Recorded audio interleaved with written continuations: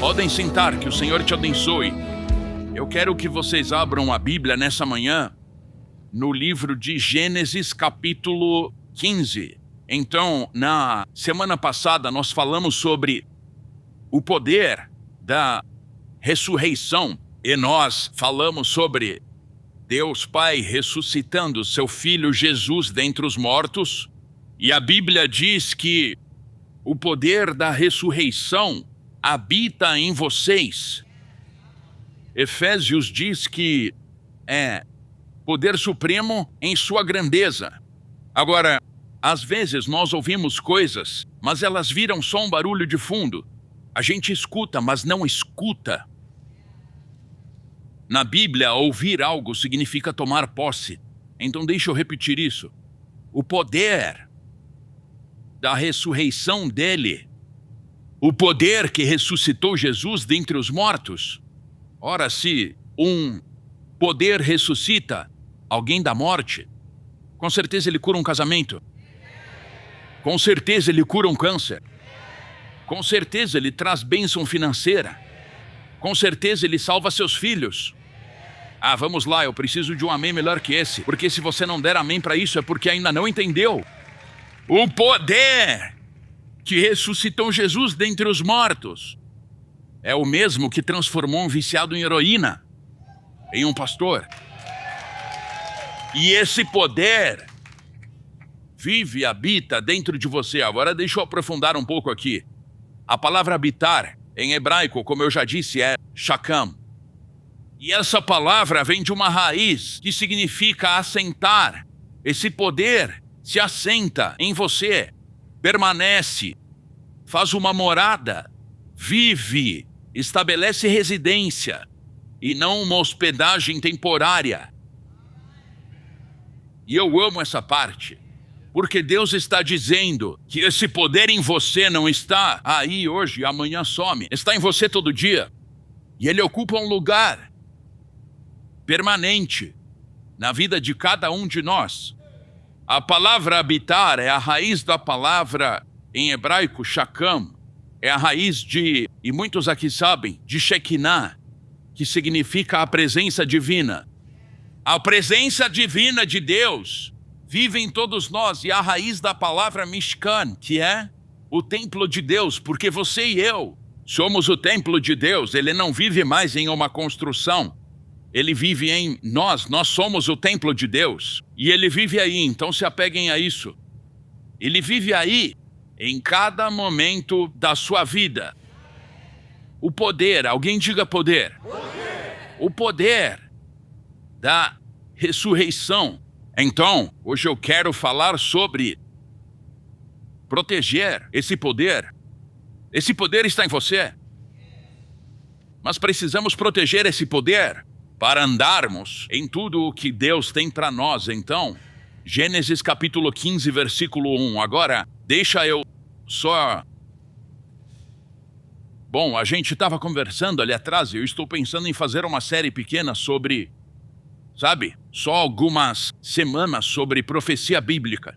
Mas uma das profecias que está na Bíblia é que o profeta diz que pouco antes da vinda do Messias haveria falta da palavra de Deus nos lugares de adoração. Ou seja, a Bíblia não seria pregada na casa de Deus. Haveria uma fome espiritual na terra. A profecia não diz que ninguém iria para a igreja ou então para um lugar de adoração. Só diz que a palavra de Deus não seria pregada. Então, eu posso tomar um momento só para mostrar um pouquinho daquilo que estamos falando, porque a mensagem de hoje é Abraão dizendo: Deus, cadê o Senhor? Eu creio no Senhor, mas onde o Senhor está? Então, eu quero mostrar essa jornada para vocês. Deixa eu só voltar. Eu já vou ler o 15, mas deixa eu voltar para Gênesis capítulo 12, versículo 1. E esse é o começo da caminhada de Abraão com Deus e ao começo de Israel e do judaísmo e também ao nascimento do cristianismo. E a gente sabe disso, mas eu quero mostrar essa passagem para entendermos sobre o que Abraão está orando. Gênesis 12:1 diz: Ora, disse o Senhor a Abraão: sai da tua terra, da tua parentela e da casa de teu pai, e vai para a terra que te mostrarei. De ti farei uma grande nação. Todos digam nação. Então Deus está dizendo a Abraão, escute, eu quero que se levante e que abandone o que te traz conforto, e quero que me obedeça. E se fizer isso, eu farei de ti uma grande nação. Olha o que ele diz agora. Te abençoarei e te engrandecerei o nome. Se tu uma bênção, abençoarei os que te abençoarem e amaldiçoarei os que te amaldiçoarem. Em ti serão benditas todas as famílias da terra. Eu te engrandecerei. Levante-se, Abraão, me obedeça. E isso eu consigo lembrar. Dá para imaginar como é difícil. Eu me lembro de chegar em casa, em Portland, com a Tiz, e eu disse, acho que vamos nos mudar. Ela disse o quê? Mas tínhamos acabado de comprar um terreno, íamos construir uma casa. Tínhamos as montanhas à frente, eu montava em meu cavalo. Nós tínhamos uns 6 riachos passando pela nossa terra e tinha um lago grande. Eu podia montar no meu cavalo e cavalgar até o Canadá, sem cruzar uma única estrada. E era a nossa casa dos sonhos. E eu disse para Tiz, Deus me disse para nos mudarmos. Ela disse, me mande cartas contando tudo. A gente lê essas coisas na Bíblia, Deus diz, Abraão, levanta e vai. Isso não é algo fácil. Quantas esposas sabem que isso não é algo fácil? Começar tudo do zero, encontrar escolas novas para as crianças. Levanta e vai. E quando for, eu farei de ti uma grande nação. Agora pulem para o versículo 7. Apareceu o Senhor a Abraão e ele disse, darei a tua descendência, digam descendência, aos seus filhos e aos filhos dos seus filhos. Eu darei esta terra. Agora pulem para Gênesis 15. Então Abraão se levanta e vai. Agora, entre isso e Gênesis 15 se passam, é discutível, mas cerca de 12 a 14 anos. E nós lemos a história de Abraão, onde Abraão, quando os inimigos do povo de Deus combatiam eles, e eu tenho uma observação interessante. Os inimigos tinham um exército menor do que o do povo de Deus, mas estavam vencendo. E a sabedoria judaica diz que eles eram guerreiros ferozes, eram guerreiros poderosos lutando contra Israel. Abraão volta para casa e descobre que a sua família foi levada. Seus bens foram roubados. Eles sabiam que os soldados daquele exército, eles eram tipo uma tropa de elite. Guerreiros poderosos, eram os melhores dos melhores. Mas Abraão não hesita e vai atrás deles. Conhecemos a história, ele os derrota pela mão de Deus, ele traz de volta todos os que foram raptados. Sabemos que o rei de Salém, Melquisedeque, chega e diz, olha, apenas devolva o nosso povo. Pode ficar com toda a riqueza e com tudo aquilo que você recuperou deles. Abraão responde, não vou fazer isso, não deixarei ninguém dizer que vocês me enriqueceram. Deus me deu essa vitória, Deus proverá. Então, Abraão vai embora dizendo, não preciso de nada, Deus fará isso. Mas então chegamos aqui, e Abraão está sozinho e diz, Deus, eu sei que o Senhor fará, mas cadê o Senhor? Então é aí que nós estamos. Estamos falando, quando Deus disse, levanta e vai, me obedeça, e Abraão foi. Ele disse, farei de ti uma grande nação, e eu creio nisso. Ele diz, seus descendentes vão herdar a terra, eu creio nisso. Ele derrotou o inimigo, ele disse, homem nenhum fez isso, Deus fez isso. Mas ele pergunta a Deus, onde o Senhor está? Então vamos ler Gênesis 15, versículo 1. Depois destes acontecimentos, veio a palavra do Senhor a Abraão, numa visão, e disse, não temas, Abraão, eu sou o teu escudo e teu galardão será sobremodo grande. Guardem onde estamos, mas deixa eu mostrar uma coisa aqui. Primeiro ele diz, sou teu escudo. E a sabedoria judaica antiga diz que Abraão falou, Deus, eu fiz tudo corretamente. Eu fiz do jeito que o Senhor me mandou fazer. Cadê o Senhor? Eu não tenho descendentes. O Senhor disse que eu seria uma grande nação. Eu deixei a minha família. Eu derrotei os inimigos. Eu não tomei crédito de homem nenhum. Mas eu não tenho filhos. Onde estão os meus descendentes? E a sabedoria judaica antiga diz que Abraão pensou, talvez por causa do meu passado, Deus não responde minhas orações. Eu quero que vocês saibam, quando encontramos Jesus, Deus pega o nosso passado, Ele amarra a mais pesada das âncoras nele e joga na parte mais profunda do oceano e coloca uma placa dizendo proibido nadar. O diabo não pode nadar lá e você também não pode. Tem uma frase que vocês podem achar brega, mas é verdade. Quando o diabo te lembrar do seu passado, você lembra ele do futuro dele. Muitas vezes, o diabo vem até nós e diz: é por causa do que você fez aquela vez. Antes de encontrar Jesus, você fez isso e aquilo. E Deus vem e diz: jamais permitam que ninguém use contra vocês coisas que meu filho já pagou com a vida e com o sangue. Então, quando Deus diz: eu sou o teu escudo, Ele está dizendo que vai te proteger. Você não paga pelo seu pecado. Jesus Cristo pagou pelo seu pecado. Vamos? Alguém deu uma salva de palmas ao Senhor. Olha o que Ele diz então. Ele diz: eu sou o teu escudo.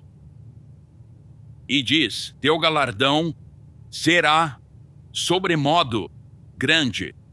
Não galardão, não grande galardão, mas sobremodo grande. Então eu quero falar sobre proteger esse poder, para que o poder da ressurreição te conduza pelo sangue de Jesus até o galardão sobremodo grande que você está esperando. Olha o versículo 2. Respondeu Abraão: Senhor Deus, que me haverás de dar, se continuo sem filhos?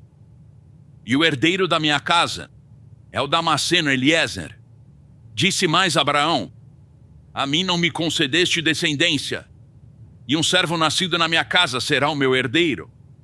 Bom, o que ele está dizendo é: voltem comigo pelo menos 14 anos. Pelo menos 14.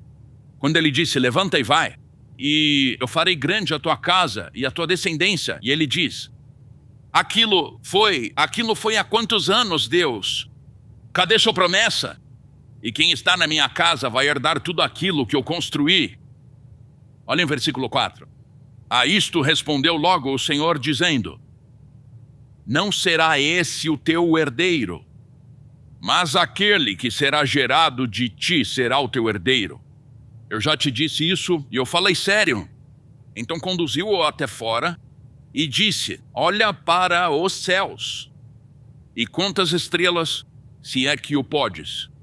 E lhe disse: será assim a tua posteridade. Agora, imagine que estamos orando há 14 anos por alguma coisa, e Deus vem outra vez e diz: não, eu vou fazer. Semana que vem vamos falar sobre paciência e subir com asas como águias. O problema da paciência é que queremos paciência e queremos imediatamente. Não é isso? Será assim a tua posteridade. E dá para imaginar Abraão falando: eu já ouvi isso antes. E ele creu. Agora olhem isso. 14 anos depois, provavelmente, mais de 14, a batalha deve ter durado uns 14, talvez 20 anos, ele creu no Senhor e isso lhe foi imputado para a justiça. Mesmo sem ter acontecido ainda, ele continuou crendo. E Deus considerou isso justiça. Disse-lhe mais: eu sou o Senhor que te tirei de Ur dos Caldeus, para dar-te por herança esta terra. Abraão diz: Senhor Deus, como saberei que hei de possuí-la? Agora percebam uma coisa. Nós vamos voltar nisso daqui a pouco. O texto diz que ele creu no Senhor e Deus considerou isso justiça. Mas no versículo 8 ele diz: Deus, como eu vou saber se vou herdar isso? Então ele creu e depois teve dúvida.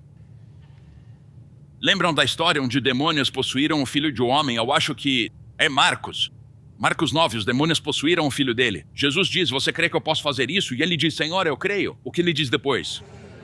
Ajuda-me na minha falta de fé. Quem aí já se sentiu assim? Vamos, você sabe que Deus pode fazer. Ele não é capaz de tudo? Senhor, eu creio, mas ajuda a minha falta de fé. Hoje vamos cuidar dessa falta de fé. E eu amo essa passagem porque ela é muito real. Olha, tem horas que eu digo, tá bom, Deus, eu sei, mas vamos!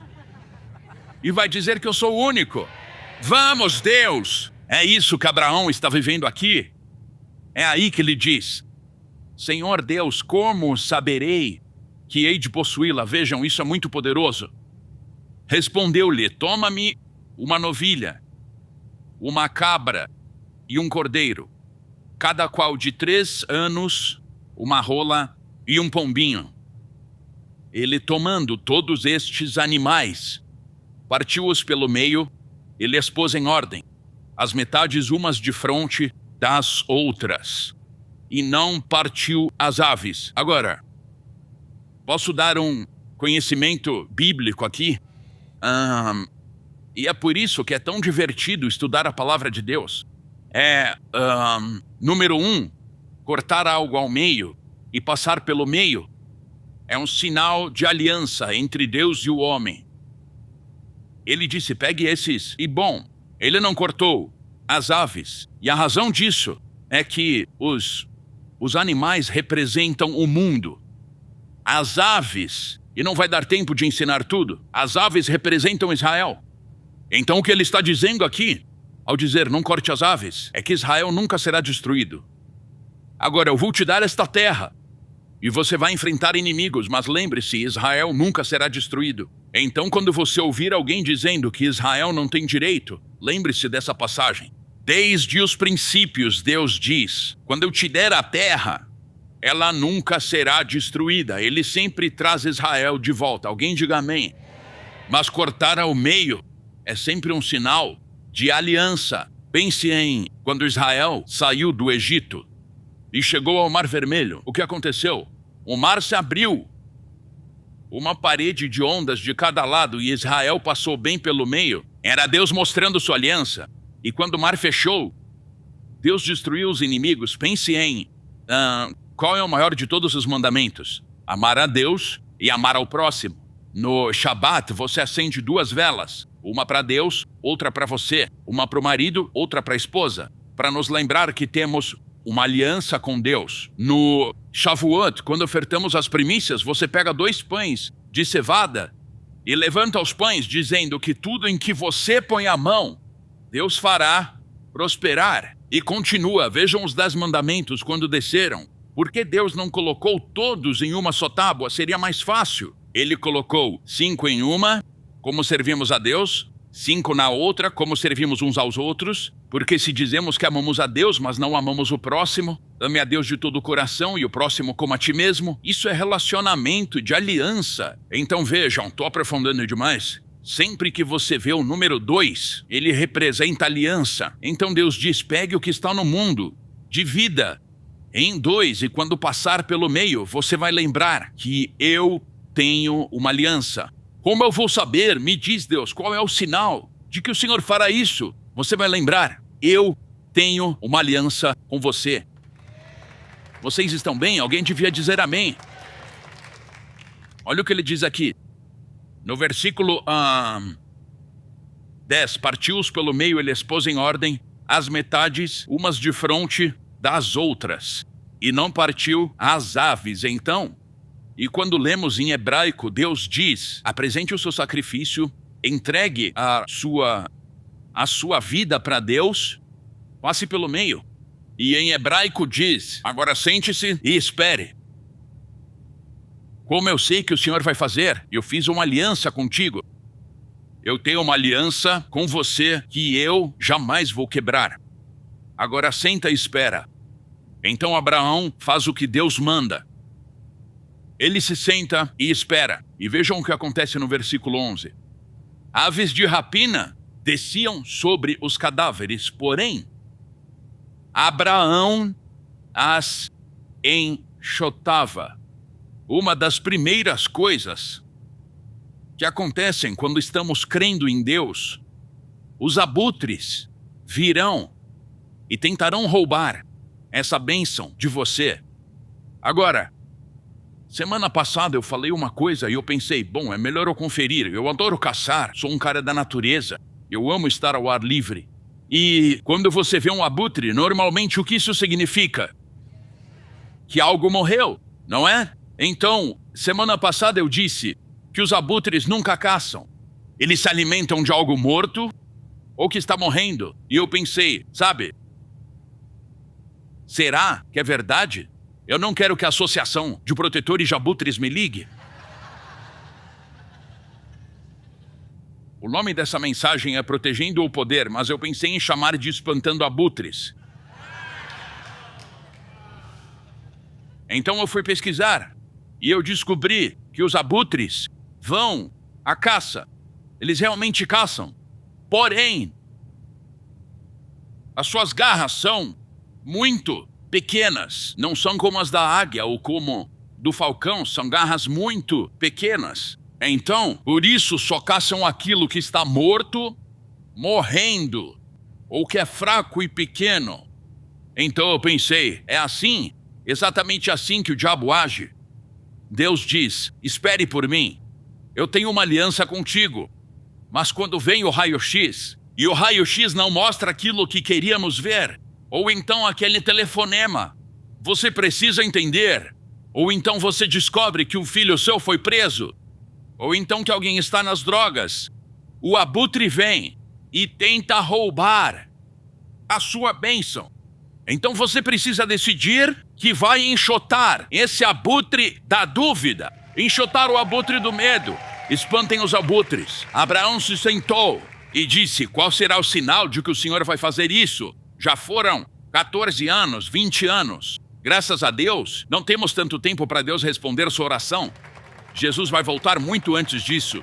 Mas seja uma semana, um dia, um mês ou 7 anos. Enquanto você espera pela promessa de Deus, você precisa enxotar esse abutre para impedir que ele coma o seu sacrifício. Então eu vi que é assim mesmo. Os abutres têm os pés pequenos e só comem coisas que estão morrendo ou mortas, ou coisas pequenas. Mas eu também vi que se os abutres estão rondando a sua propriedade, corte tudo aquilo que está morto ou pequeno, porque os abutres não pousam em um galho grande, não conseguem pousar numa árvore grande. Eles procuram um galho que está morto ou um galho pequeno. E eu pensei, enxote o abutre, não dê lugar ao diabo. E se suas orações ficarem pequenas, é o lugar perfeito para o abutre pousar. Se a adoração está fraca, é um lugar para o abutre. Se está passando por algo, venha para a igreja. Olha, tem um motivo para Deus nos dizer que antes de ouvir a palavra de Deus, você deve levantar as mãos e deve louvar a Deus. Você diz, mas pastor, você não sabe o que morreu na minha vida. Se você não quer o abutre roubando a sua bênção, você tem que gritar com voz de triunfo. Precisa louvá-lo no meio disso e enxotar esse abutre. Esse abutre vai pousar se você der para ele um lugar para pousar. Mas eu não estou a fim de adorar, não estou a fim de ofertar, não estou a fim de louvar, não estou a fim de pôr uma guarda na minha boca, não estou a fim de me alegrar no Senhor. Você está dando espaço ao diabo, mas a Bíblia diz que se aclamarmos, vamos lá, igreja, vamos. Sabe o que a Bíblia diz? Diz que se você quer enxotar um abutre, tem 2 coisas para isso. A primeira é fazer barulho. A Bíblia diz, quando você entrar na minha casa, eu quero que levante as mãos e que celebre a Deus. Vamos, igreja. Vozes de júbilo. Você quer enxotar esse abutre? O abutre quer roubar a sua bênção. Ele tenta atacar a sua casa, seu casamento. Alguém precisa clamar com voz de triunfo.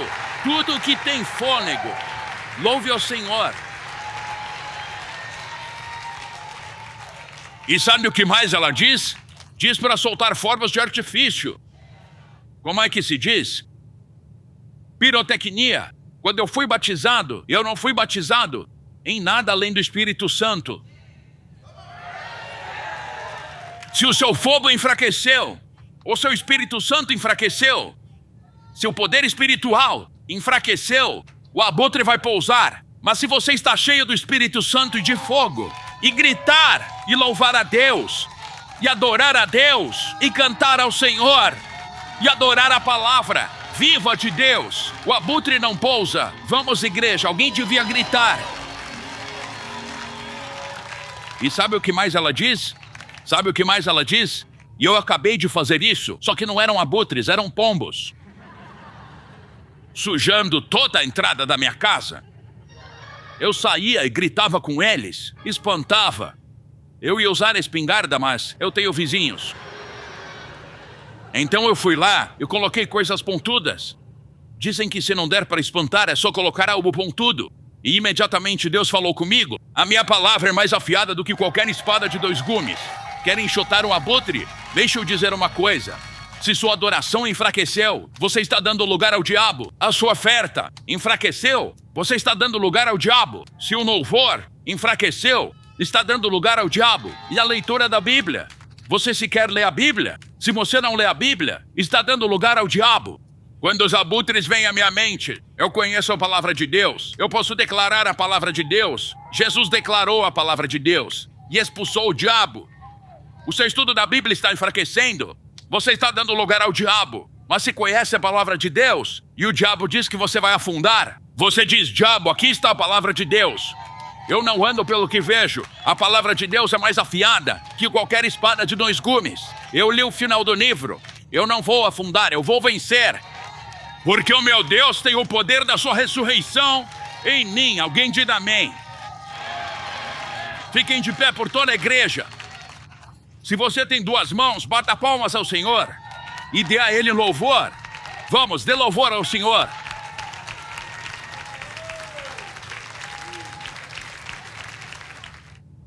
Comecei usando drogas na faculdade e logo comecei a traficar. Eu cheguei a me envolver com Pablo Escobar, tentando contrabandear cocaína para os Estados Unidos. 7 mandados de prisão, uma vida destruída. Mas foi ali, no fundo do poço, que Deus me encontrou. Ele não apenas me salvou, Ele me enviou. A Jornada de um Viciado a Jerusalém. Garanta a sua edição em editorafamilia.com. Obrigado por se juntar a nós na transmissão de hoje com o pastor Larry Hug. O pastor Larry trouxe muitas revelações de mudança de vida para o corpo de Cristo, incluindo ensinamentos sobre quebra de maldições familiares e os 7 lugares em que Jesus derramou seu sangue. Mas talvez a revelação mais extraordinária seja seu ensinamento sobre a restauração das raízes judaicas do cristianismo e a permanência com Israel. Convidamos você a conhecer mais sobre nosso ministério visitando nosso site em larryhuckbrasil.com e nosso canal no Larry Huck Brasil no YouTube. Oferecemos muitos recursos gratuitos em português que irão enriquecer sua caminhada com o Senhor e prepará-lo para viver uma vida vitoriosa e próspera. Você também pode contribuir com nosso ministério em larryhuckbrasil.com. Sua oferta, seja grande ou pequena, abençoará Israel. Temos muitas ações especiais que estão literalmente salvando vidas e cumprindo a profecia bíblica do fim dos tempos, incluindo patrocinar Aliá, alimentar os sobreviventes do Holocausto, comprar ambulâncias e muito mais.